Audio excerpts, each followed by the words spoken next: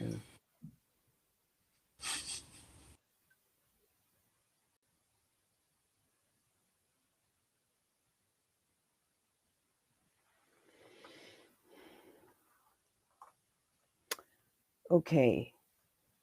we're live. In that case, I'm going to open the meeting, and I want to welcome all of you who have logged in to this very important and urgent meeting tonight. The meeting is titled Make Our Maternity Hospital Public, and it is urgent because contracts have been agreed, we are told, by the Minister for Health between the state and the St. Vincent's Hospital Group. And there is an imminent signing off of those contracts going to be done by Stephen Donnelly. He has told us this, and it will be done without any recourse to a Dáil debate. So the whole issue around the National Maternity Hospital has been shrouded in all sorts of controversy over the last more than a decade now. So that's a very, very urgent issue. We're demanding that there be a Dáil debate on the arrangements and the contracts around the National Maternity Hospital. My name is Jo Tully, and I'm going to chair the meeting tonight. The meeting has been organised jointly by the Campaign for an All-Ireland National Health Service and with the Campaign for the control. The Campaign Against Church Control of Women's Healthcare. It's a long one. Sorry about that. The Campaign Against Church Control over Women's Healthcare. I want to make clear from the outset that both campaigns absolutely understand and completely support the need for a new national maternity hospital, one that is fit for purpose in a 21st century Ireland. The National Maternity Hospital, Holles Street, is now 100 years old, and obviously without the capacity and the infrastructure to deal with modern Ireland women's health. Our issue tonight, the central issue of both those campaigns tonight, is the issue of the ownership and the ethos of that new National Maternity Hospital. Now, I want to very, very briefly as I can, just go back over the controversy that has surrounded the National Maternity Hospital over more than a decade. And just very briefly, the state committed back in 2013 to the building and funding of a new National Maternity Hospital. At that time, the St. Vincent's Hospital Group had offered to provide a site for the new National Maternity Hospital on its St. Vincent's campus in Ellen Park. It needs to be said just at this point, and this is a very crucial aspect of the whole debate, that the St. Vincent's Hospital Group is 100% owned and controlled by the Religious Sisters of Charity. It is a private entity and religious in its ethos. Just to make that point, and I'm just going to move on because we will be coming back to that very central point later on. So back in 2013, the commitment was made. Holles Street and the St. Vincent's Hospital Group then went into talks to discuss and try and figure out how each of those hospitals would coexist on the St. Vincent's Hospital campus site. Unfortunately, those talks were dogged by all sorts of disagreement around governance and accountability issues. And 3 years later, the state invited Kieran Mulvey to mediate between the two hospitals and to try and hammer out some sort of agreement between the two hospitals such that the building of the new hospital could take place. And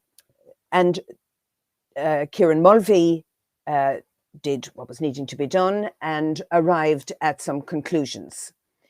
His recommendations were made public in 2017, and those recommendations were the subject of absolute outrage in the country.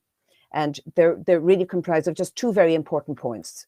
One, Mulvey recommended that the hospital should indeed be built on the St. Vincent's Hospital Group site, but that site was going to continue to be owned by the St. Vincent's Hospital Group. So we were to build a hospital and continue to fund the running cost of the new National Maternity Hospital on a site that was not going to be owned by the state, which was very weird in the first place. Secondly, he recommended that the hospital, then slated to cost at least 350 million, which is now upwards of $500 million, that hospital should be gifted to the St. Vincent's Hospital Group, and that group would then lease back the hospital that we had built to the state. It has since been agreed that the lease would cover about a 99-year lease, broken up into 4 blocks of 25 years, and ending in a 24-year lease, which seemed bizarre and caused absolute outrage in the country in 2017. Now, it's important, just the background of 2017 was the rise of the campaign for the repeal of the Eighth Amendment, which was a very political campaign, with women demanding the right to own and control our own bodies, and to terminate pregnancies, unwanted pregnancies, if we saw fit. There were limits within that, but that was the basic climate of the time. And that campaign was largely won. So it was a very important campaign and a very political campaign. It was also a time when there were increasingly shocking revelations of conditions and attitudes within religious institutions who were governing and controlling institutions like the mothers and babies homes, the Magdalene laundries, and later still involved in illegal adoptions. So it was a very, very high period of emotion and rightful outrage at religious and church involvement in appalling events. It is important to note that the Religious Sisters of Charity was itself deeply involved in all of those issues. So the idea that Mulvey would recommend, and that the state would accept, and did accept the recommendations of Mulvey, to hand over our new National Maternity Hospital to a hospital group owned and controlled by the Religious Sisters of Charity was an outrage. Such was the feeling that within days of Mulvey's announcement, or the publication of his announcement, more than 100,000 signatures were gathered protesting against this recommendation, and a very significant and large demonstration took place outside the Department of Health. Very surprisingly, within some few weeks, I think a couple of weeks, but a very short few weeks after that, the nuns made a very surprising announcement. They announced that they were relinquishing all control over their assets and involvement in the running of their hospitals, that they were going to transfer the entire hospital group into a new company in which they were not going to have any part to play.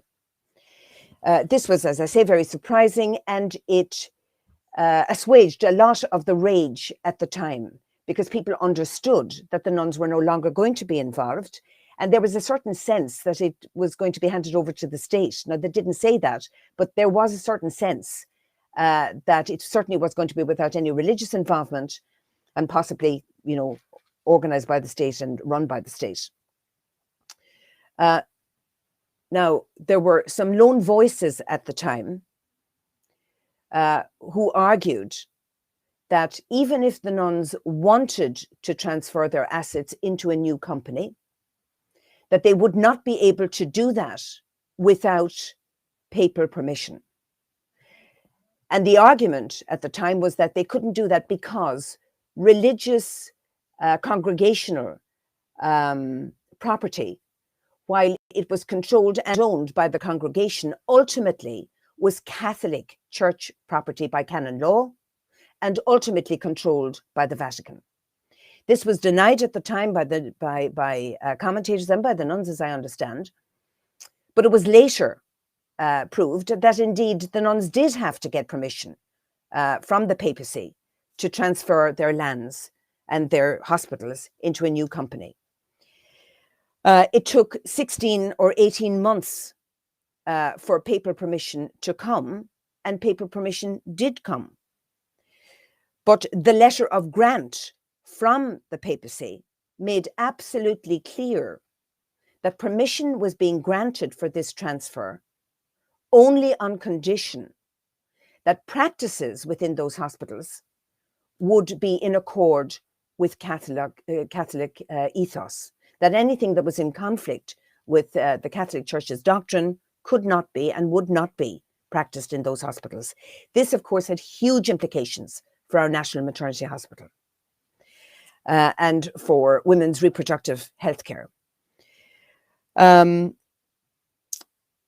Sometime after that, the new company was indeed set up by the nuns. It is a holding company called St. Vincent's Holding CLG.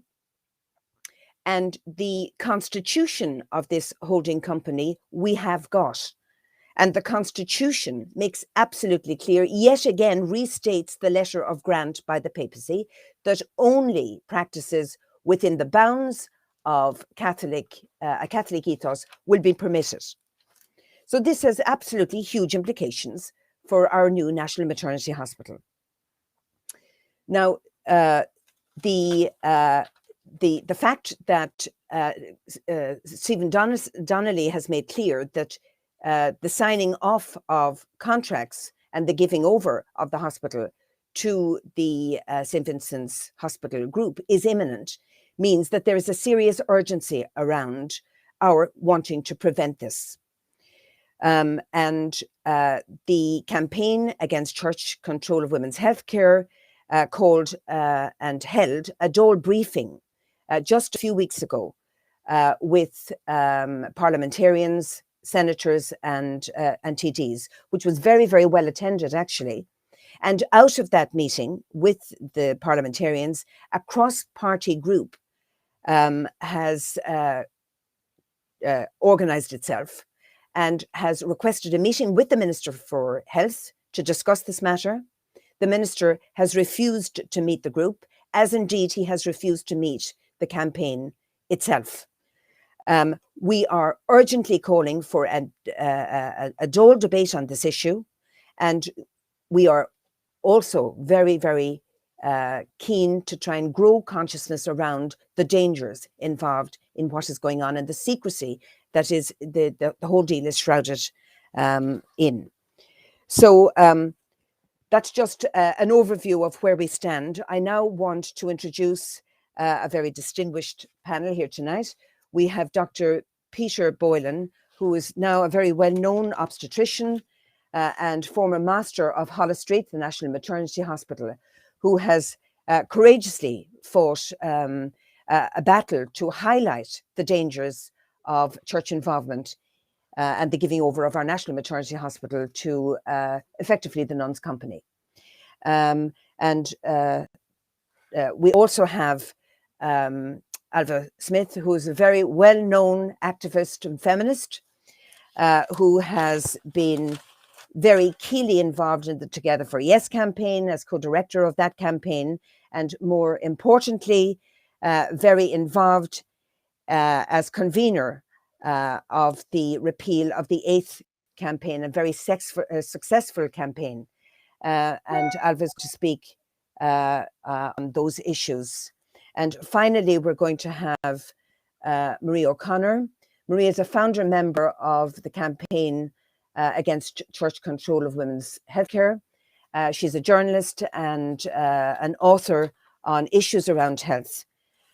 And unfortunately, we did have a fourth speaker for us tonight, Magna, who was the president of the Student Union of our Vice President of Student Union of Ireland in Trinity, but can't be with us because of an illness in her family. So we're sorry, and we send you our best wishes, Magna, tonight. So I'm going to immediately go on and ask Dr. Peter Boylan to speak to us tonight on this issue. And thank you for being with us. Thanks very much, Jo. There's, as you say, it goes back quite a while, and it really goes back to 2008 when KPMG were asked to review Dublin maternity services, and they made the recommendation that the 3 maternity hospitals should be co-located with the general hospitals, And co-location has a specific meaning in medicine, in that the hospital that's co-located is beside, on the same campus as a general hospital. St. James's is a classic example of that, where the new children's hospital is going to be co-located with the general hospital there. When the Mulvey report, as you say, recommended that the hospital should be owned by, the new maternity hospital should be owned 100% by the Sisters of Charity. And initially there was great enthusiasm about the co-location, both in St. Vincent's and obviously in Holles Street, because it's a tremendous advance. But Vincent's wanted the dissolution of the National Maternity Hospital and full ownership. And that is what generated all of the difficulties. Now, when the sisters said that they were pulling out of running the hospital and any involvement, they said that they were going to gift it to the people of Ireland. But of course they weren't. They were gifting it to the St. Vincent's Holding Company. And when they made that announcement, they said that the core values which mandate Catholic ethos would be amended and replaced in the constitution of St. Vincent's Holdings when it was constituted. They also said in the 2017 Vincent's annual report that the future directors of St. Vincent's Holdings must uphold the values and vision of Mother Mary Aikenhead, the founder of the Sisters of Charity and of St. Vincent's Hospital. Now, that's all very understandable, because all over the world, when religious leave the organizations that they're running, be they schools or hospitals, they transfer into lay organizations. But the church mandates that those lay organizations continue on Catholic ethos in the running of the schools and the hospitals. And that's the way it is all over the world.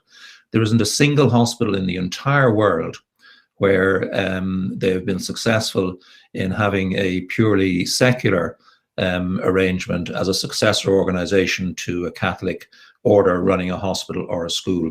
So to think that we were going to be unique in that respect is a little bit naive, I think, to say the least.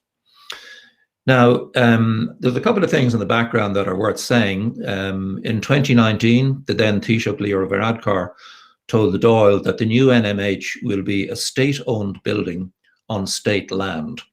Now, clearly the implication of that statement is that the state will both own the building and the land on which the hospital will be built. However, the same year, the Vincent's annual report said the NMH will be a wholly owned subsidiary of St. Vincent's Healthcare Group. So Vincent's were sticking absolutely to their wish and their belief that the NMH will be a wholly owned subsidiary of St. Vincent's Healthcare Group, which will be owned by St. Vincent's Holdings. Now, as Jo said, the sisters got provisional approval from the Vatican in May 2020, just about a year ago, subject to observance of specified canon laws, which when you read them, the implication is very clear that they'll have to maintain Catholic ethos. And that is a major issue.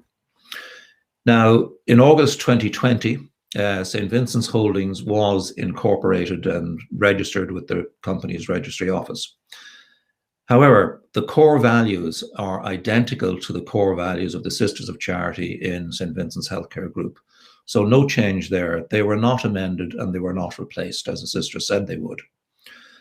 The powers of the directors, and the directors are the shareholders, and there shall be no less than 3 directors and no more than 10. And they are self-chosen. The initial directors are chosen by the Sisters of Charity, and then the subsequent directors will be chosen by the directors themselves. There's no space on the board of the holding company for a public interest representative, for any women's representative, for any representative from the National Maternity Hospital. It's entirely self-chosen and self-replicating, and obviously has to adhere to the values and vision of Mother Mary Aikenhead and the core values of the Sisters of Charity. Now, another concerning aspect of the St. Vincent's Holdings is the powers of the directors. And they have the power to sell, to mortgage, or to dispose of all or any part of the company. So in other words, the directors can decide that they want to sell off the Vincent's Private, or sell off Vincent's Public, or sell off the National Maternity Hospital, or sell off St. Michael's in Dunleary, which are the hospitals that they will own. And this is of concern, particularly in relation to the mortgage issue, insofar as St. Vincent, the nuns, mortgaged the entire site as collateral for a loan to build the private hospital. So St. Vincent's Private Hospital and the Bank of Ireland have a lien on the entire site and on all future developments. And there's an outstanding debt of about 130 million owed to the Bank of Ireland. So that's another issue that there has been very little publicity about and very little inquiry, but it's something that Dáil members, I think, should start investigating and see what is the situation with regard to that bank loan, and is it, what's going to happen to it. In relation to the powers also, they have the power to amalgamate with any other organisation like-minded. And that has relevance in that the Bon Secours in Ireland has recently merged with Bon Secours United States. Now, they're a private organisation, but they're Catholic, and they are committed to Catholic ethos and so on, and the care that they give. And that's fair enough. They're open and honest about that. And we could do with a bit more of that in the current situation that we're dealing with. But there's nothing therefore to stop St. Vincent's Holdings merging with one of the American Catholic healthcare organizations. And that would put it basically beyond the reach of the state, which is a big risk. So the current plan is that the Sisters of Charity will transfer their 100% shareholding in St. Vincent's Healthcare Group into St. Vincent's Holdings. Now, because St. Vincent's Healthcare Group is a Section 39, that is funded by the state, the HSE have to agree to that. And to the best of my knowledge, this has not been agreed by the board of the HSE. So that is somewhere where a little bit of lobbying would not go astray. And the HSE should not agree to the transfer of a publicly funded healthcare institution into a private company. That just makes no sense at all in 2021 in Ireland. And it is directly contrary to Sláinte Care, which is agreed by all of the government, all of the parties. And it's also contrary to the report on the voluntary hospitals, which was written by Catherine Day and Deirdre Madden and so on. So the HSE should not agree to that transfer. That transfer has not happened. That's one thing that has to happen. The next thing that's supposed to happen is that the state will fund the building of the new National Maternity Hospital. That's fine, and nobody will argue with that. However, St. Vincent's Holdings owns the land on which the building will be built, and the state will then be a tenant. And we're all aware of the difficulties that can arise in a tenant-landlord relationship. And then it gets very complicated because the state is then going to give a license to St. Vincent's and to the National Maternity Hospital to operate the hospitals. There's supposed to be a new company formed called the National Maternity Hospital DAC, Designated Activity Company, which will run the hospital. However, that NMH DAC, which will manage the hospital, control it, is going to be a 100% subsidiary of St. Vincent's Holdings, a private company with Catholic ethos in its constitution. The risks associated with this for women's health going forward are immense, and I don't think that they're fully appreciated by a lot of people. As I said, there's no public representative, women's representative of St. Vincent's Holdings. The National Maternity Hospital Board, going forward in the new hospital, is supposed to comprise of 9 people, 4 from Vincent's, 4 from Holles Street, and 1 nominated by the Minister for Health of the day, whoever that might be. So you could quite easily have a situation where you have a 5-4 against National Maternity Hospital board members and all of the implications that has, where the board might say, oh, look, you know, with women who have fetuses with really severe complications where they're going to die and where they fall under the new law on termination of pregnancy, and they may say, well, look, I think we should really send those patients for a second opinion over to the Rotunda or the Coombe or whatever. And that's the way it kind of happens in a subtle sort of way, and then word gets out, and the next thing is the new NMH is the maternity wing of St. Vincent's Hospital, the Catholic hospital, and it's the Catholic maternity hospital. And women are deprived of these things. Under the new arrangement, the master will report to the clinical director of St. Vincent's Hospital Group and not be independent, and that should not happen. And you'll often see, both from government ministers and from Vincent's and so on, a statement that care will be given regardless of ethnic or religious or any other distinction. That is absolutely meaningless. What it means is that a Catholic, a Jewish, a Muslim, a person with no religion, an atheist, and so on, will all get the same care. There's no such thing as a Muslim cesarean section or a Hindu hysterectomy or a Catholic hysterectomy.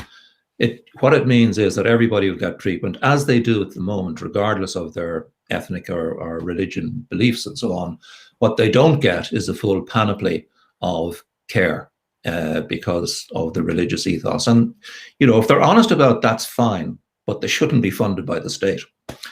So what needs to happen? First of all, the state needs to own the land on which the hospital is built if it's to be truly independent. Secondly, the NMH must not be a subsidiary of St. Vincent's Holding, because that is fraught with risk for all sorts of reasons, but primarily governance and the proper healthcare of women.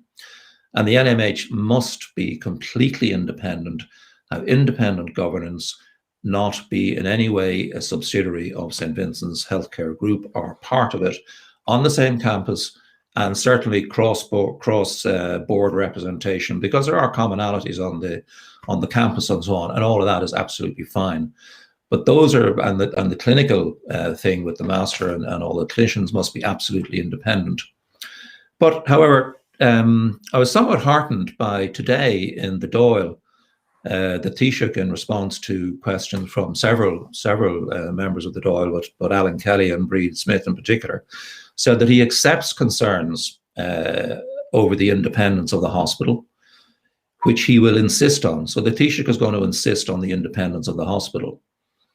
And he said he will raise the issue with the Minister for Health and get it resolved and revert to the House, to the Dáil, and the Oireachtas Health Committee. So the Taoiseach today committed to do that.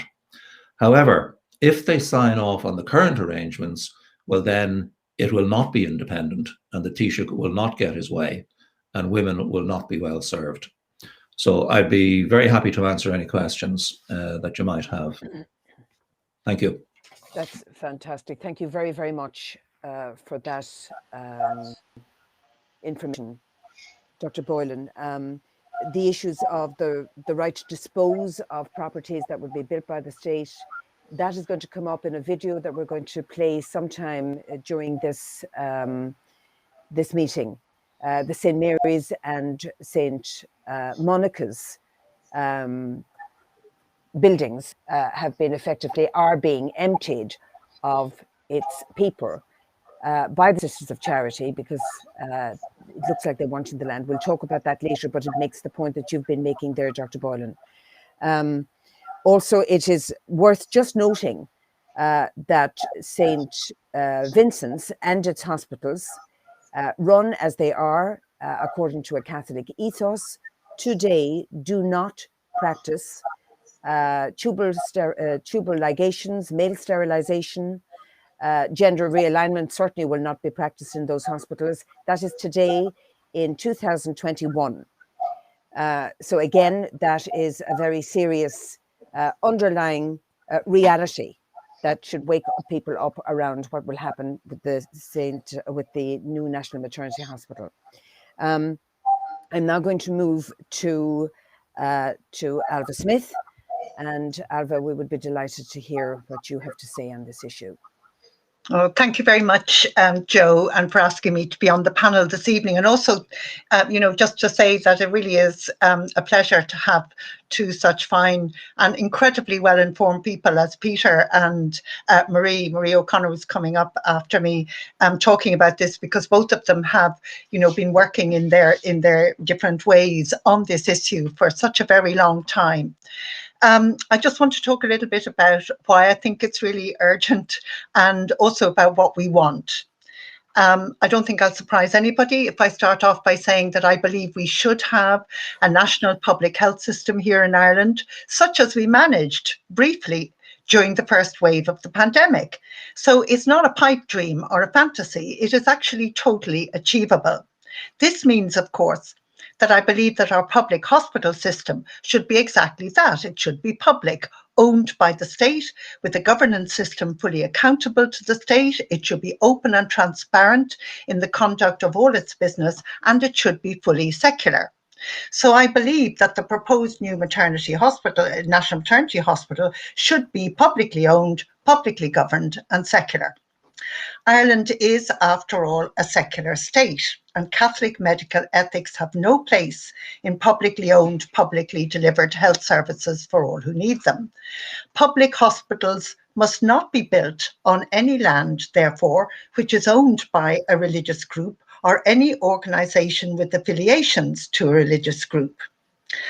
I actually do respect the right to freedom of religious belief, but no religion, no church, no faith has or ever should have the right to impose its beliefs and practices on others.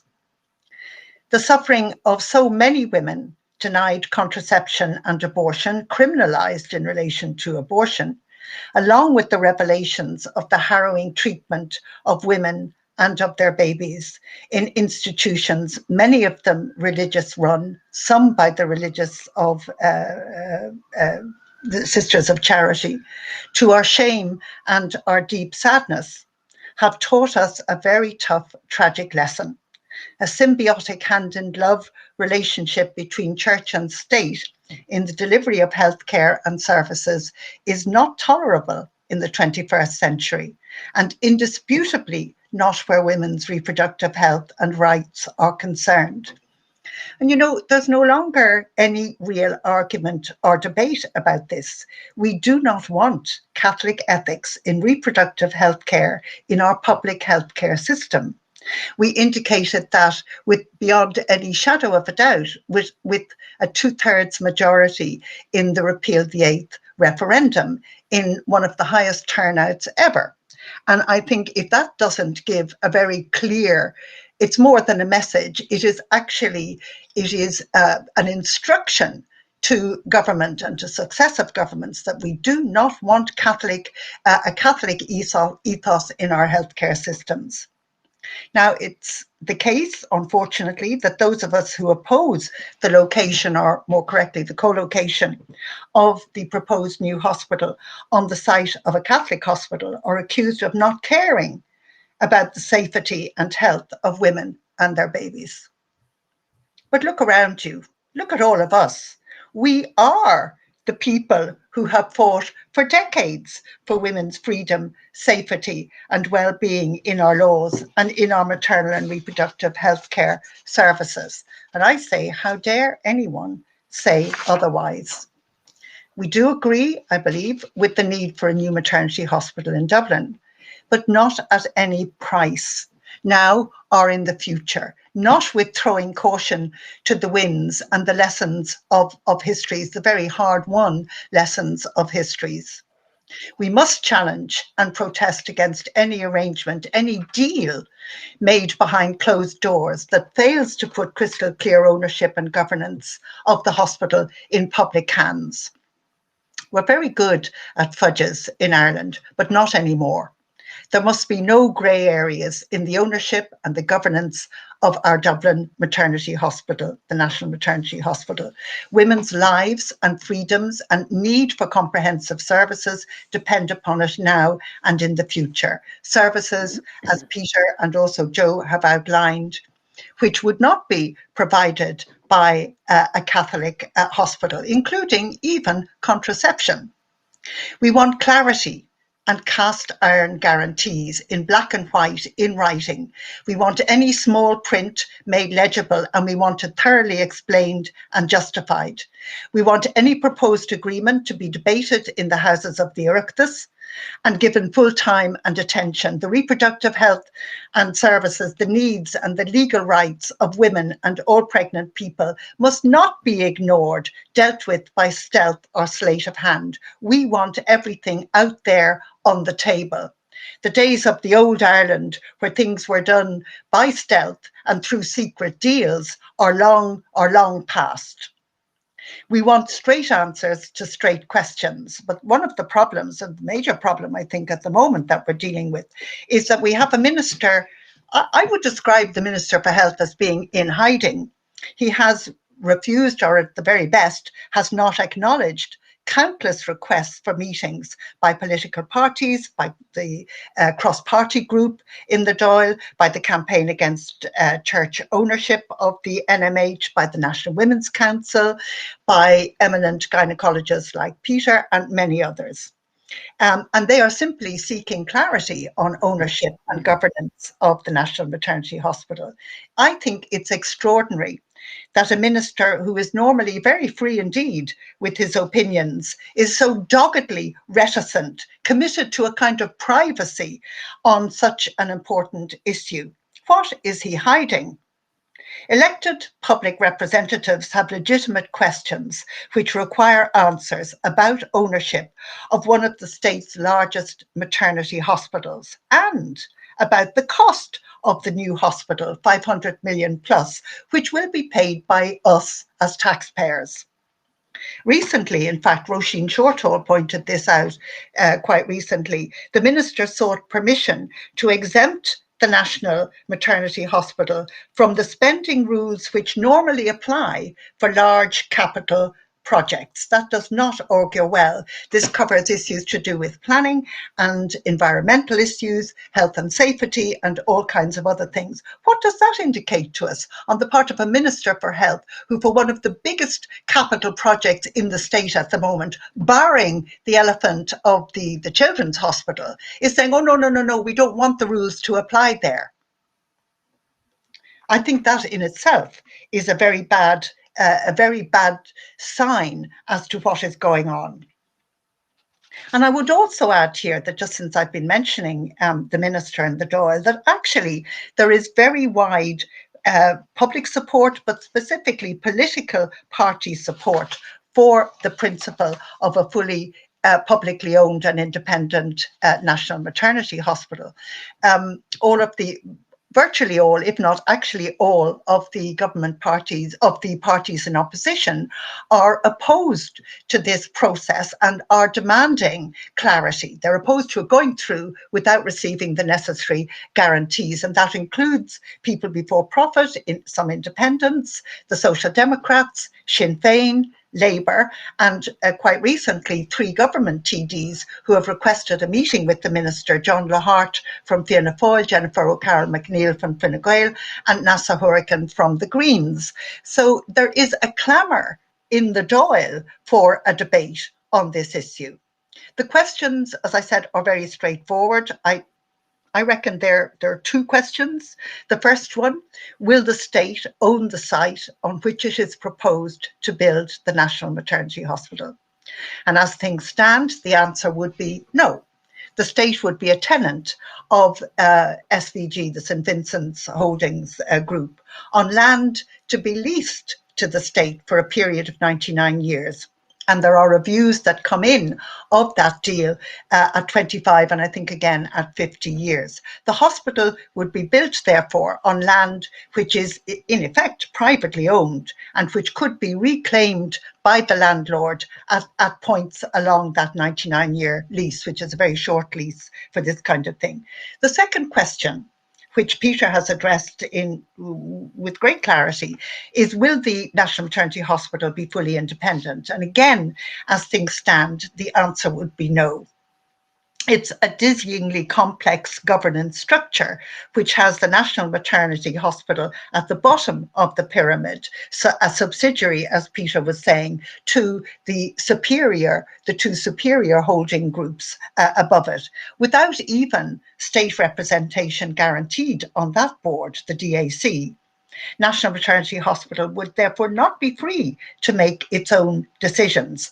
Whatever sweet talk we are told, that would not be the deal on paper and under contract law.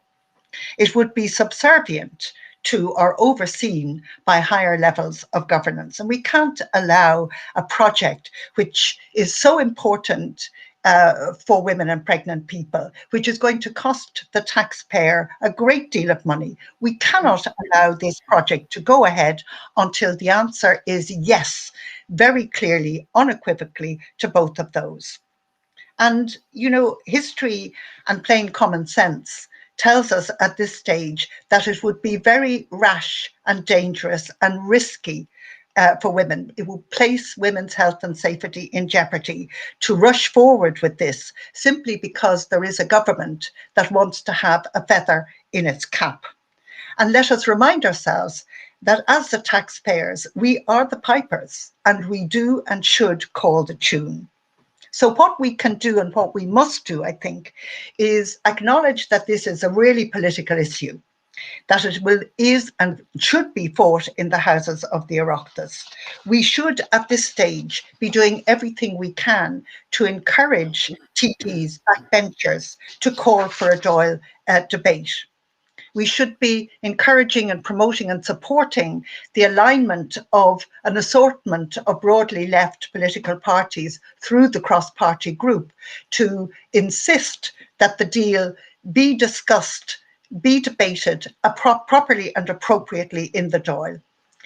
We should rally and we should organise protests outside the Dáil, restrictions permitting.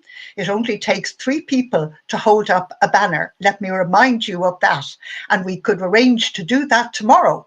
In fact, we could have people strategically placed all around Dawson Street, as well as Molesworth Street, as well as outside Leinster House. We need to make this a public issue. I take Peter's point about lobbying the HSE. I think that is very important. We have media and social media work that we should be doing. And we do need to be able to explain this in very simple, straightforward terms to people out there who are bamboozled by all of the boards and the backgrounds and canon law and so on, and who are bedraggled and bemused and probably very tired after the pandemic. We need to get something very simple out there to people to say, look, this is not something we can take a risk on. We need to have absolute chapter and verse. We need to be clear that we, the state, own this hospital and that it is governed in the appropriate way for state-owned hospitals. Make our maternity hospital public. Thank you all very much. Ailbhe, a stirring, fantastic contribution. Thank you so much for that. And we will be talking about what we will be doing. As you laid out so importantly, something has got to be done. We've got to take to the streets on this. They cannot get away with this. Before I go on to our last speaker, Marie, I want to introduce a video made by the St. Mary's, the Save St. Mary's for the Blind campaign. This is a campaign that has been running for the last year. It is very pertinent to our discussion here tonight because facilities for the disabled and specifically for the blind were built by the Dublin City Council some years ago, I think about 20 years ago, on land effectively owned by the Sisters of Charity adjacent to the St. Vincent's campus. And horrifically, in the midst of a pandemic, the Sisters of Charity took the decision and under very spurious circumstances decided that they were going to close those services. What they're going to do, they're effectively closing the services. What they're going to do with the buildings or the land, we're unsure of. But the point is that the services were built by the city council on land owned by the nuns. Those people assumed, the blind people living in those services assumed that these were homes for life, until the sisters decided they were not homes for life. It was built on their land and they were going to empty the buildings. So I just want to turn to a short video made by that campaign specifically for this meeting tonight. So you might play that, Conor, please. Thank you. When discussing why the move of the National Maternity Hospital to the St. Vincent's site is still problematic, and why the need for an all-Ireland National Health Service is vitally important, we have, I would suggest, to remember the story of the closures of St. Mary's Nursing Home and Disability Centre and the Caritas Convalescence Centre adjacent to the St. Vincent's campus on the Merrion Road. All of the institutions and entities on these campuses have as their shareholders the Sisters Charity. The reason it's so important to remember these closures is for their timings and for their location. Both were closed in early June 2020, not long after the May 8th announcement by the Sisters of Charity that they were granted the permission required from Rome to relinquish their shareholdings of 28.67 acres of lands and properties to a new CLG trust to be set up, St. Vincent's Holdings. This would be utilised then by the state to provide a medical research, medical education and provision of care to the highest international standards, all while fostering the ethos of the foundress of the religious order and of St. Vincent's, Mary Aikenhead. This was reiterated by Sister Patricia Lenihan, spokesperson for the religious order. This ethos of dignity, compassion, justice and advocacy is also written into the new Trust's constitution.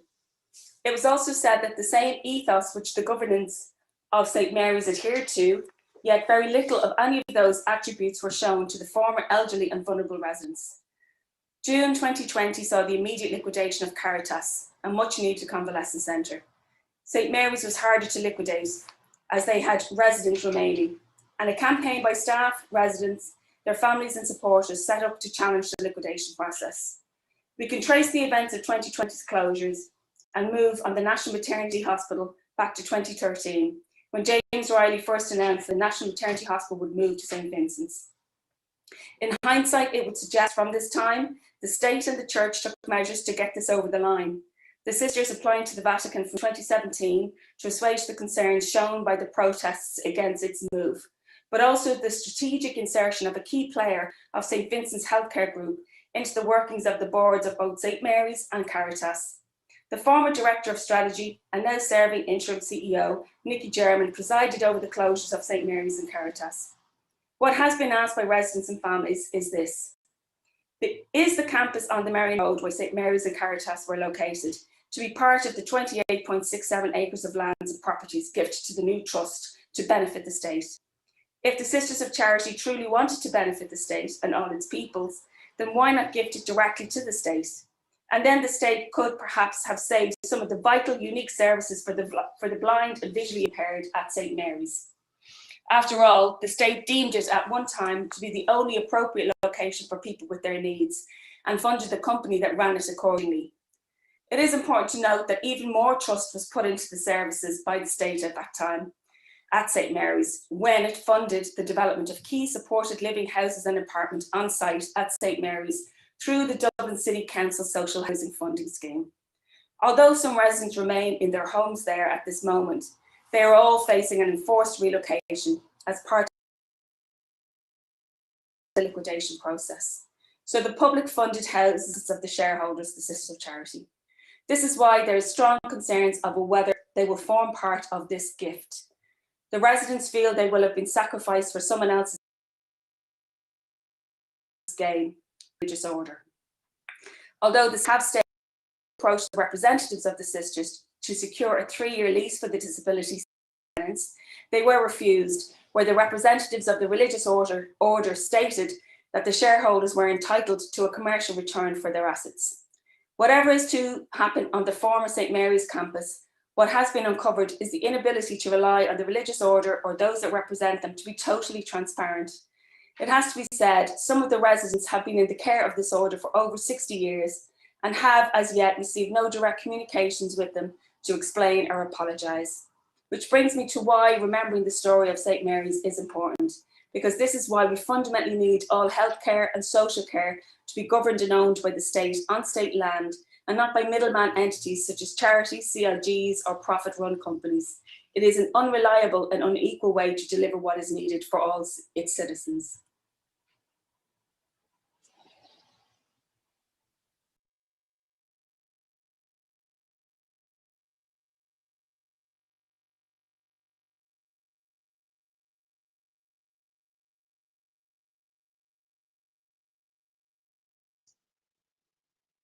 Okay, sorry everyone. I think we've lost our chair, Jo, for a second for possibly technical reasons. We will try to get her back in a second. But while we do that, I guess I'll introduce our next speaker, who is Marie O'Connor, and she's going to speak on behalf of the campaign to keep our maternity hospital public. So if you want to take it away, Marie.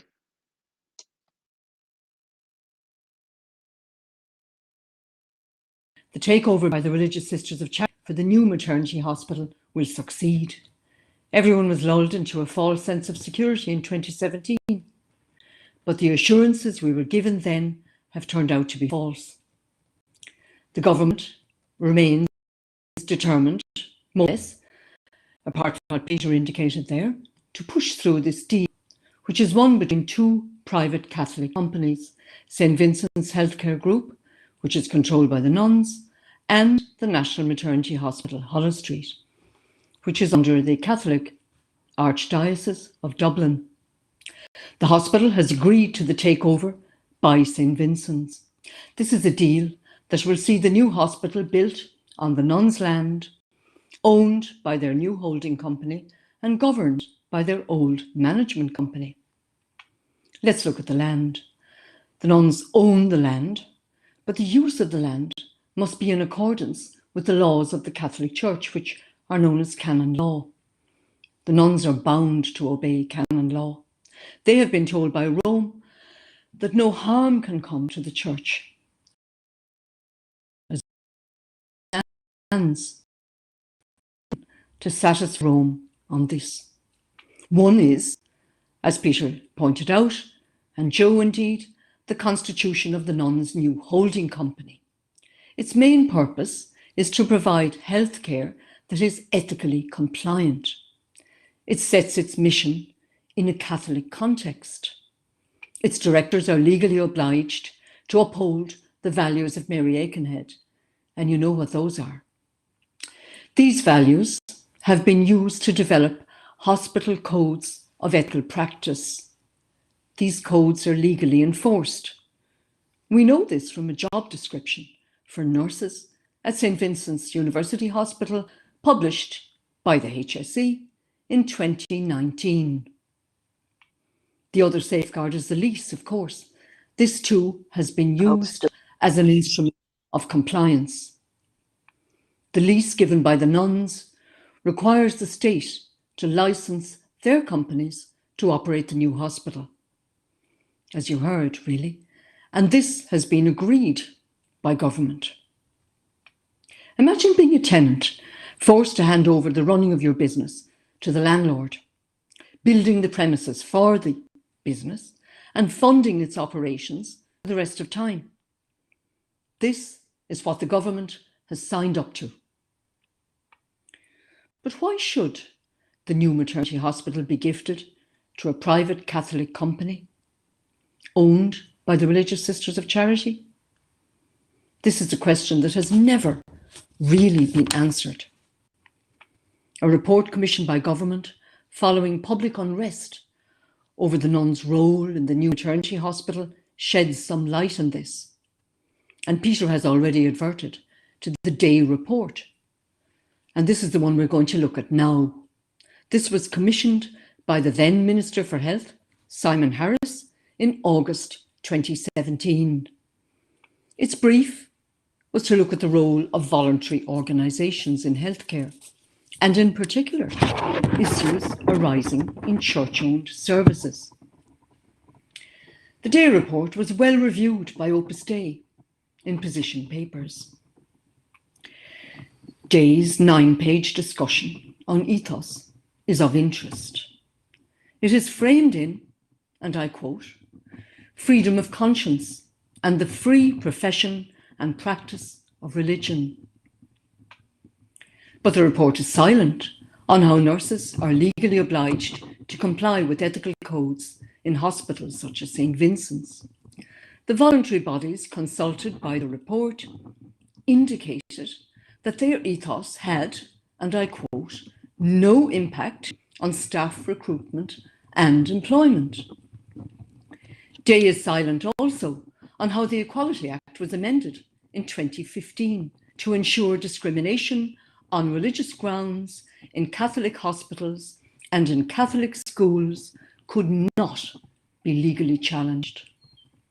The report did not observe any breaches of equality legislation. Dealing in a cursory way with abortion, sexual health, and reproductive services, Day states it is hypothetically possible that a Catholic hospital may refuse to provide certain services, as though this had never happened in Ireland. The reality is, as we all know, that procedures banned by the Church, such as artificial contraception, intentional sterilisation and IVF, others also have been mentioned here this evening, are not and have never been available in hospitals such as Vincent's. So, faced with the refusal to provide services, what is the state to do? Day takes a position that would enable Catholic hospitals that refuse to provide abortion and other services to continue as they are. Not, as Peter suggested, without funding, but instead with full public funding, as is. The state, Day tells us, should draw up a list of essential services and buy them in from the private sector, or else provide them through the public system. This would create an internal market in healthcare, as Maggie Thatcher did in England in the 1980s. But, I hear you ask, what has the report got to say about emergencies, such as miscarriage due to sepsis? After all, Day was written in the run-up to the referendum on the 8th Amendment, as we know, and completed in October 2018, following its repeal. Life and well-being must take precedence over ethics in an emergency. This is what we are told. Nothing more, except that hospitals who refuse to provide abortion services must provide information. Such a solution rings hollow in a healthcare emergency. Day quotes without comment the Catholic bishop's statement that, and I quote, no healthcare practitioner should provide or refer a patient for an abortion. This is taken from their Code of Ethical Standards in Healthcare, published in June 2018. Well, if Catholic hospitals adhere to the code, as seems likely, then no information will be provided. I focused on the Day report because I'm fairly sure it reflects official thinking. Strategies for privatisation have dominated the Department of Health mindset for over 20 years. I documented much of this in Emergency Irish Hospitals in Chaos, my book on the Irish health system. Neoliberalism trumps secularism, it seems, in official Ireland. Or to put it another way, Rome rule is preferable to beefing up the public health system with a new maternity hospital. And yet there is a precedent, the new Children's Hospital. The state is, in fact, taking over the services provided by the Sisters of Mercy at Temple Street and by Our Lady's Hospital in Crumlin, a diocesan hospital, just like Hollow Street. The new Children's Hospital is being built on state land and will be fully owned and operated by the state. This is what we want for the new maternity hospital. Nothing less will do.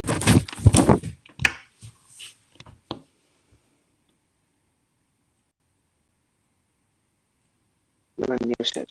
How am I muted? I'm muted now. Conor, you just have to take over. I don't know how I'm muted. Hello, can you hear me?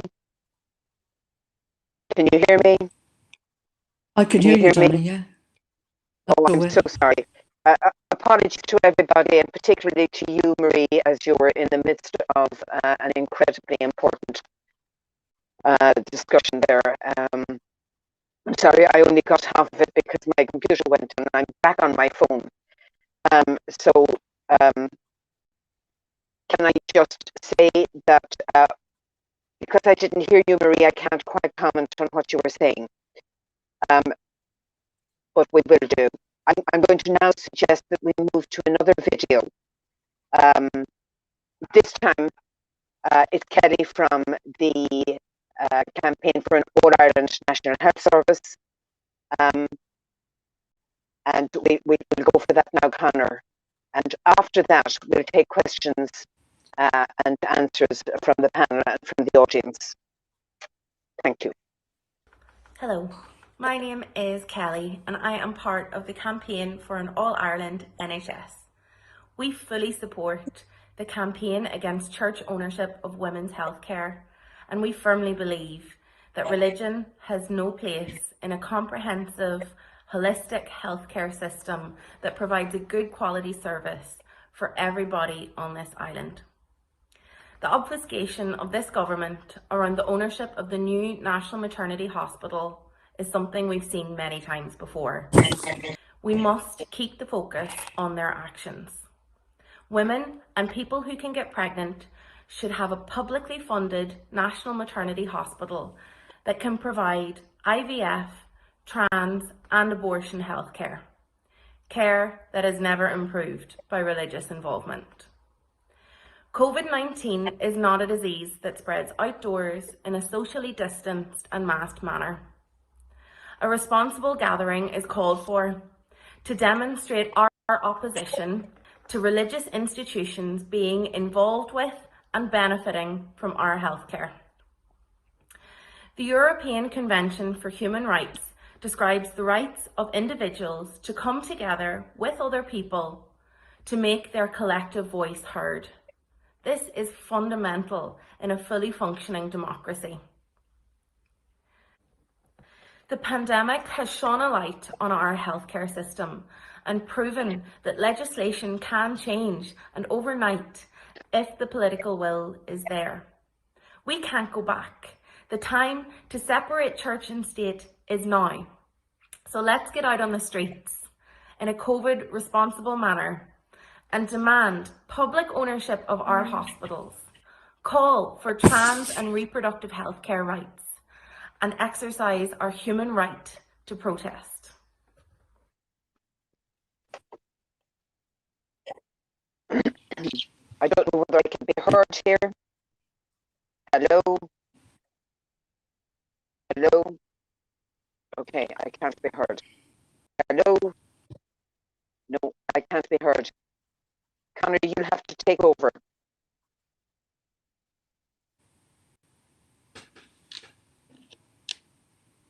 I'm afraid I can't be heard. There's nothing I can do.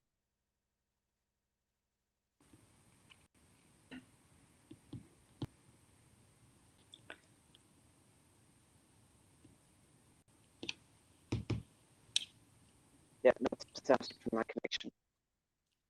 Close to my router, yes I am.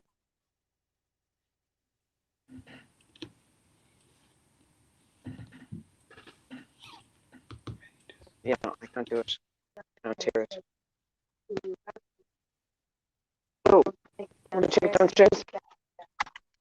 We can hear you there, Joe. Joe, yeah, we can hear you. I think it's you.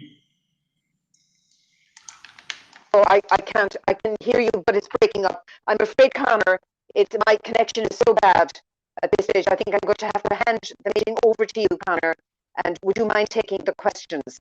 I think I heard. Did you hear me? Yeah. The issue there around where we're at now is what are we going to do as a campaign? How can we make this meeting with our audience matter as we go forward? That's really the issue. Kellie there has called for a demonstration out on the streets. The 25th is the anniversary of the repeal. I don't know whether you can hear me now, but the urgent need as we go forward with this meeting is what can we do?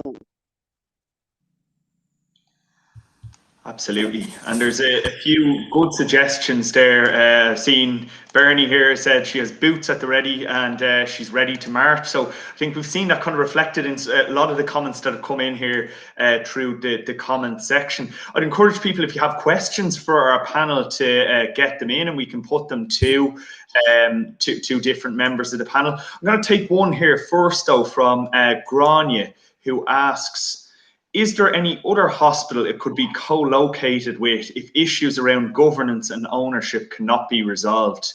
So maybe Peter or Marie, maybe you'd like to come in on that one. Well, there's a huge amount of work has gone into the design of the new hospital, and the design is excellent. It's superb. So the hope is that these obstacles can be overcome. However, if they can't be overcome in the interim, one possibility which would help women from all over the country would be to co-locate a high-risk maternity hospital unit beside the National Children's Hospital. Now, unfortunately, that would involve obviously going for planning permission and design and all the rest of it. So I could imagine that there'd be a lot of problems and objections to that. An alternative site, I mean, there was an alternative site down at other buildings very close to St. Vincent's, which would have been ideal. But a government minister effectively vetoed. We were all ready to go from Holles Street, and that was vetoed by one of the government ministers way back. So that fell by the wayside. I had suggested perhaps taking some of the land from Ellen Park Golf Club, which is right beside it, and there are plenty of hospitals around the world where that degree of being in the same vicinity would have worked extremely well. However, you will not be surprised to learn that the Sisters of Charity own the land on which Ellen Park Golf Club is. So there's the first problem. So I don't really think, I don't think there is another site close enough to Vincent's to allow that to happen, unless these issues are resolved. Now, the state may say we're going to go ahead and build the hospital, and we have legal arrangements to ensure that the hospital will be independent. But really, I think it would be extremely naive to believe that the current arrangements would result in an independent maternity hospital. The way it's structured, there's a plethora of ownership structures. We were informed of this at the AGM of the National Maternity Hospital last year.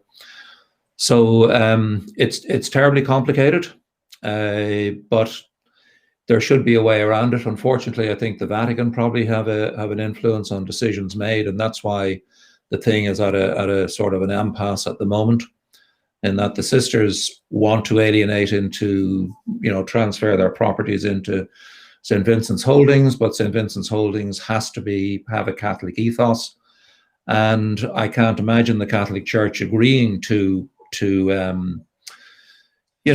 providing land to build a maternity hospital in which abortion and sterilization and so on are going to take place. It's not a realistic proposition, I'm afraid. So it's really difficult to know. Bernadette Hopkins asked what minister. It was Michael Noonan at the time, and there were multinationals coming in, and it was the buildings down opposite, the very modern buildings on the Marion Road that were close enough to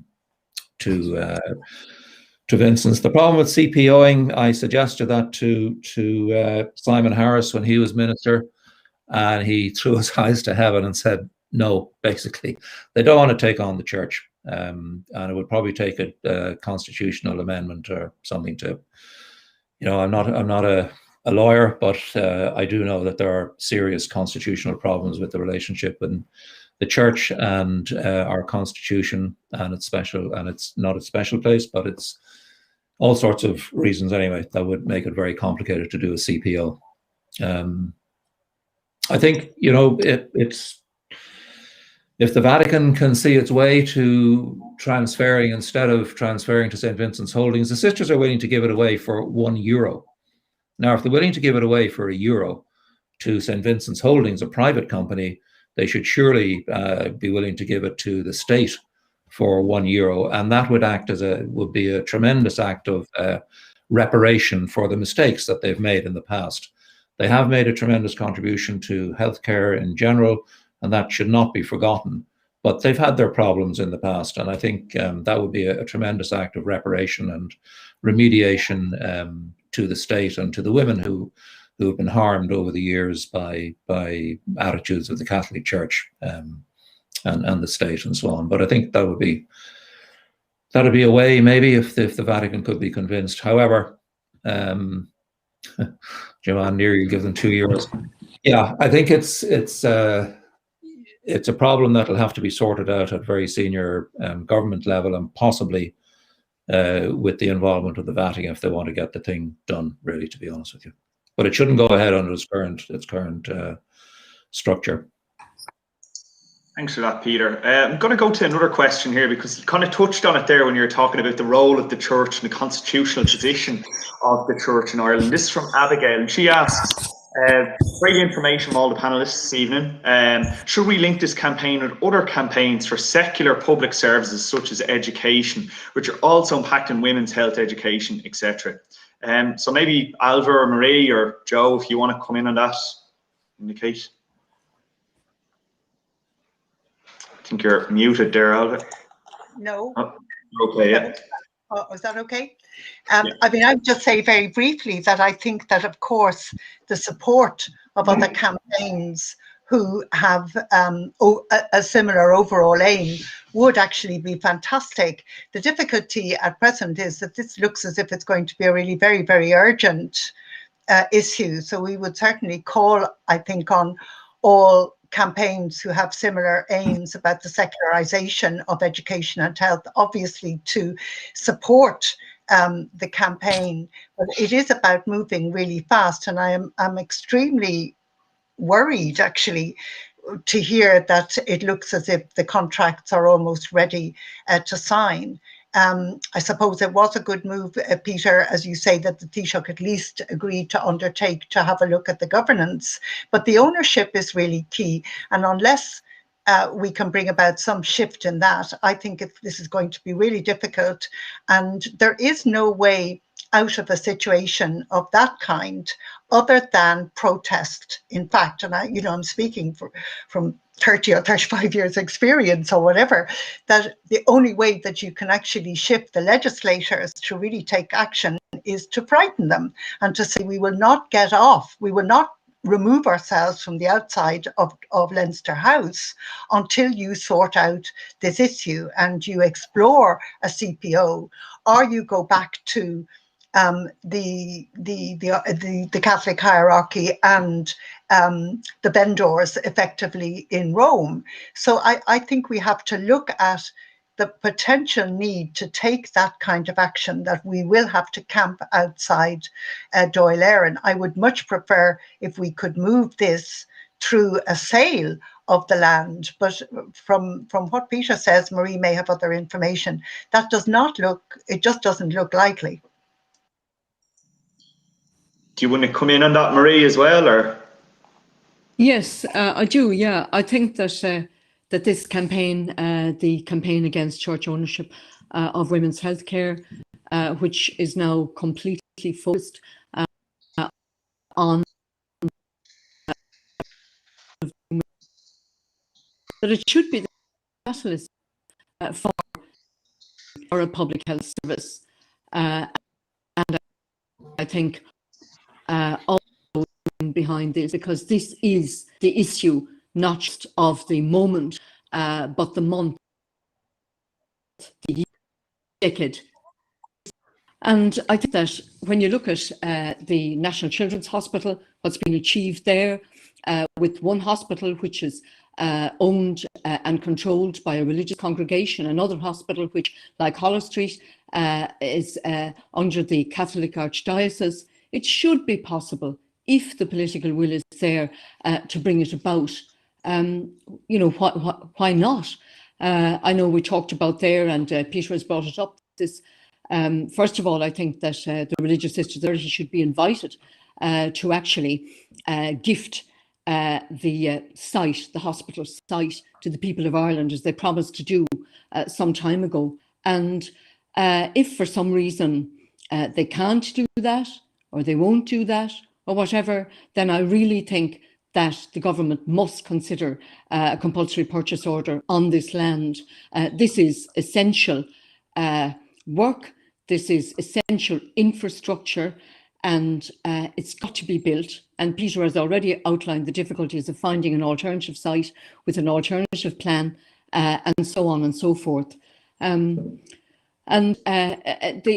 fact is that the site, around 27 acres, has been valued by the nuns' own valuers at 220 million. So it shouldn't be outside the bounds of possibility to dismantle this, because certainly the land is key. And we know that, we understand the constraints that the Religious Sisters of Charity are under. Obviously, they're under canon law, but it's not at all clear that it would not be possible legally to do this. And I think every option has got to be explored, and it's got to be explored now. Thanks, Marie. Do you want to come in on that as well, Peter? Yeah, I just wanted to make a point. The National Maternity Hospital, although the whoever happens to be the Catholic Archbishop is the chairman of the board of the hospital, it is not a religious hospital. It's not owned by any religious. It's owned by the governors in trust, and there's a space for 100 governors. I'm one of them. But it has no religious ethos at all, and all procedures are done in the National Maternity Hospital, abortion and sterilisation and so on. And with the Children's Hospital, it's slightly different because it's moving to a different site. And the Children's Hospital in Our Lady's Hospital, again, the Archbishop, whoever it happens to be for historic reasons, is the chairman of the board. But it's not a religious hospital. The problem with the Vincent site is that it's owned by the church, by the Religious Sisters of Charity, state funded. The whole thing effectively is built by the state. Apart from the private hospital, for which they mortgaged the bit that was built by the state, and it was a smart move.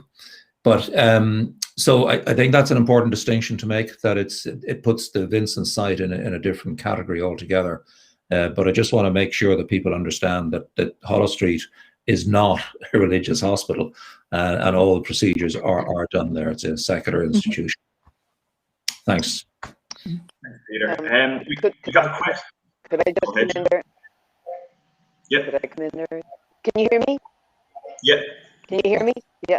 I'm just wondering, I know we're coming toward the end of the meeting, but it would seem to me that really the first thing that probably we can do is to try and grow a consciousness around the reality of what is happening here. And it would seem to me that a demo, probably around the 25th of May, which is the 3rd anniversary of repeal, at the Dawn, socially distanced, masked, etc., to try and bring some sort of visibility to the reality that this is happening, might be a start. And I would agree with Ailbhe, you know, I think this is going to be a people power movement. They probably would have to be shamed into doing something about this, both the government and the Sisters of Charity.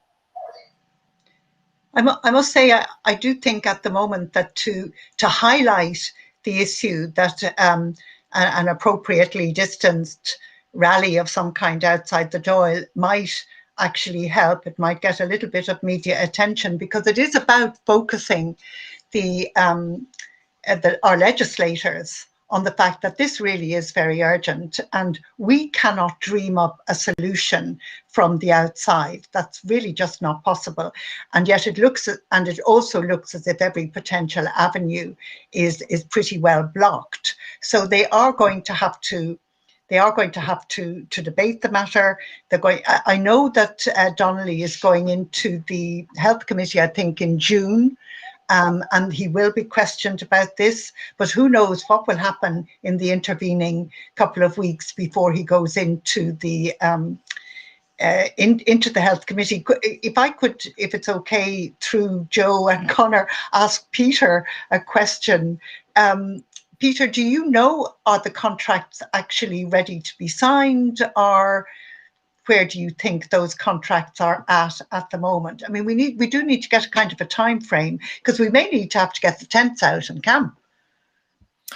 Yeah, it's hard to know, because we've been told repeatedly that the legal side of things are ready to go in the next few weeks, and I've been hearing that for the last 3 or 4 years at AGMs in the National Maternity Hospital. The legal agreements probably relate to the property and the leasing and the granting of the licenses and all that sort of complicated stuff.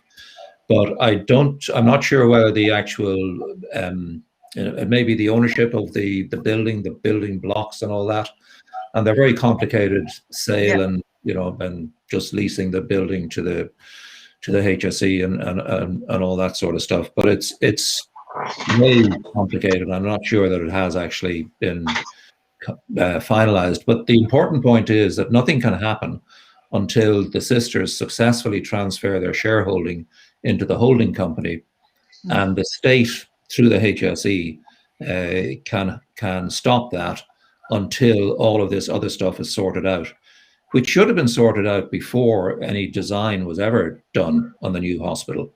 It's a wonderful design, but this stuff should have all been sorted out years ago, at the beginning of all this. And it has slowly kind of unraveled when, oh, it was no problem with the sisters, there's going to be no problem there, they don't have any involvement and so on. And then they announced, then it transpired actually they do have a problem. And then they were going to leave it to the people of Ireland, but no, it's to a private company. And then they said they didn't need the permission of the Vatican, and then it transpired they did need the permission of the Vatican. So you've got to be very careful about, taking on board about what they say, and be very suspicious and parse everything that is said. There's a question there about why are the board, the master, and the head midwife keen on supporting the deal. I think, to be honest with you, they're very keen for the new hospital, and that's absolutely understandable. I support them in that, and we're on agreement, total agreement about the need and the wonderful design and all that. I don't think they understand the implications of the governance and the ownership structures. And a bit of research on Google way back in 2013, when this whole thing was first mooted, would have revealed the difficulties in building a secular hospital on land owned by the Catholic Church. And it was all sort of, look, let's just build it and then we can sort the other stuff out. But no, that is completely the wrong way to do it. And that will just land the hospital in terrible problems in years to come. So I can understand their enthusiasm, but I think the board certainly didn't do due diligence on this whole thing. And I would bring up the question about Catholic land, and there's no parallel anywhere in the world where they have successfully alienated into a secular organization. But I was kind of shut down and said, no, you're talking nonsense, or words to that effect. So so I think it's just that they don't really understand the implications, unfortunately. Yeah, I think I'm just looking at the comment section here and how much of a positive response there's been to the proposal of a demonstration. So that's very hopeful, I think, indeed. I think during the pandemic, obviously, we had the horrific news that came out of the publication of Mother and Baby Homes report. We've seen a lot of, I think, public anger at the historic role of the church in its treatment of women. So I think that anger can be progressively harnessed, perhaps, towards an end here where the land remains in public ownership and where we have a public hospital with a public ethos. I think we're coming up now towards the end of the meeting, so I might just go to each of you in turn if you have any closing remarks, and then we'll wrap things up. I might take Joe if you want to go first, since you're chaired most of it. Can you hear me? Yeah. Can you hear me? I'm going to get Yeah. right. Just, I mean, this was a really important meeting, I think. But it's where do we go to from here is really the big issue. And I suppose I would stress again, I do think that if we can keep the audience that we've had here tonight and try and grow that, and maybe lay down a time for a demonstration, socially distanced, outside the door, I would suggest on the 25th. That would be the beginning. We cannot allow this to really just sneak at us. And pressure should be put on Donnelly and should be put effectively on the Dáil to insist on a Dáil debate on this. That's probably as much as we can do for the moment, but I think we could do that. We could put pressure on them to have a Dáil debate on this. Okay. It's a very, very real possibility, all right. We might go to Ailbhe next, because I know Ailbhe has other commitments and needs to press on. So, well, first of all, I mean, it's very good to see the level of interest this evening, and that was really great, and that people really do want to have the information and to have an understanding of the situation. I think that really we do need to work on all our political contacts, actually, you know, the people who represent us through our constituencies, through our political parties. I think we do need to drive home just how urgent this matter is. And I think most of them are actually aware of it. I gather that there is some talk of making a joint public letter or statement next week, which I certainly mentioned to the campaign against church ownership.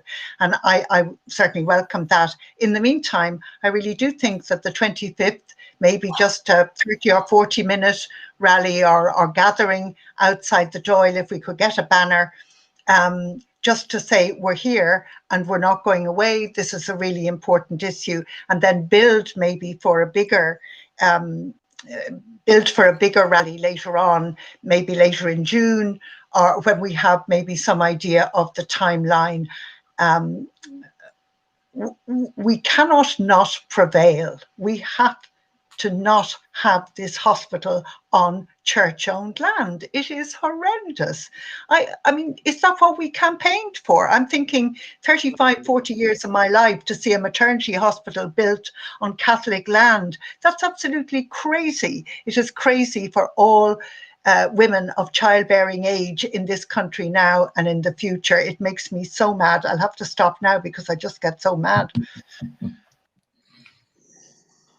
a passion that we need to bring this fight forward, I think. So thank you for that, Ailbhe. And again, I think it's really resonating with people. There's a comment here that we've just gotten in from Dervla, who reminds us of what Savita Halappanavar was told several years ago. This is a Catholic country, and healthcare must be inclusive of all its citizens on this island. And that's a belief that we share as a campaign for an All-Ireland NHS too. So it's hopefully something that we can take forward and build this fight with. I'll go to Peter next, if that's okay, and then Marie to wrap up. Yep, thanks. There's a by-election coming up quite soon in Dublin, and that is an opportunity to bring it to the attention of the candidates there. So anybody who's in that constituency certainly should bring pressure on all the candidates to try and figure out what their attitudes are. I had an opportunity to ask James Geoghegan what his attitude was, and he's actually on the board of Holles Street, but I wasn't able to get a straight answer, which to me was worrying. With regard to Sarah Murphy just mentioned there about the board of Holles Street, that they're all highly intelligent people, and they were told about this. The dynamics of board meetings and boards are such that it's difficult sometimes when you have quite dominant personalities to get a point across, and a lot of people at boards really just sit there and don't make a huge amount of contribution, and are it's difficult enough to rock the boat, and it takes a lot of courage to stick your head over the parapet. So a lot of people are kind of reluctant to do that because it puts you outside the current kind of the norm, if you like, or the perceived thought process. And people are convinced that there are ways around these impossible, putting square pegs into round holes. They just think it's possible, but actually, you know, when you look around the world and when you've worked around the world as I have, you can see that it actually is impossible. Lobbying Parliament, lobbying the Dáil and Dáil members, I think, is an important way, and get them to understand that this will come back and bite members of the Dáil, of the Oireachtas, if they go ahead with the current plan. They need to understand that, and that's the sort of thing I think that influences them. And they do respond to letters and phone calls and visits to their constituency offices and so on. I think that's one of the ways you can do it. I'll stop there now. Thank you, Peter. And, if you'd like to make any closing remarks. Yes, Conor, just to say that if we go down this road, there'll be no turning back. And what we will see here then, and this was predicted by a professor of law in an Irish Times opinion piece just over a year ago, that what we will see here is the kind of abortion wars that we've seen in the United States and that are now intensifying, particularly with the Supreme Court due to possibly, in effect, roll back Roe and Wade next week. And we've seen the use of leasing arrangements to enforce the Catholic ethos by Catholic healthcare providers, and we really don't want that kind of war here. And what we don't want either is this really retrograde 1950s model where you've got this like trickle-down provision and the state looks to a Catholic congregation to actually provide an essential service that it should be providing itself on the public system. And we like to think of ourselves here in Ireland as a modern, democratic, European state that takes its human rights obligations very seriously. This is a matter of human rights for all of us here, for all of us who live and work here in Ireland, and we've got to get it right. We do agree, of course, that it is an urgent facility that needs to be urgently provided, but we've got to do it right. And only a fully owned public hospital can guarantee a secular ethos. And this is what people voted for. And I do agree very much with the different suggestions have been made. And in particular, there, Peter highlighted the upcoming by-election, also the importance of getting the word out, getting the story out. The assurances, as I said at the beginning, have turned out to be false. Everybody needs to know what the story is. We have new information which came out in the last 12 months that we didn't have before, which shows the hollowness of the claims that have been made on all sides by the leading actors. Now that we know, we need to move, we need to act. I think it's very important to work on TDs, to send out our template letter to TDs, talk to them, to phone them, to let them know what we're thinking. Also, councillors, local councillors across the country, they're also very important. Some of them are very interested in our campaign. I think if more of them knew about it, they would actually come on board. And I think we need to do this by way of resolution across the local authorities, because this is a national issue. It's not simply a local hospital. Very, very important as that is for Dublin and particularly the surrounding counties and, for example, Wicklow most especially. But it's a national issue because this is going to be a third level referral, specialist referral centre. So it's going to affect women across Ireland. And thank you. That's it. Thank you very much, Marie. So on that note, I think we'll bring our meeting to a close, but I would encourage everybody that's tuned in today to share this video. It will be available wherever you're watching it, YouTube, Facebook or Twitter. So share to get the message out further with people that you think might be interested, and make sure that you follow the campaign against church control of women's healthcare and the campaign for an All-Ireland NHS and all social media platforms. That's where you'll be able to keep up to date with what's happening and to see what the next steps are. So thanks to everyone on our panel tonight, and thanks to you for tuning in. Good night.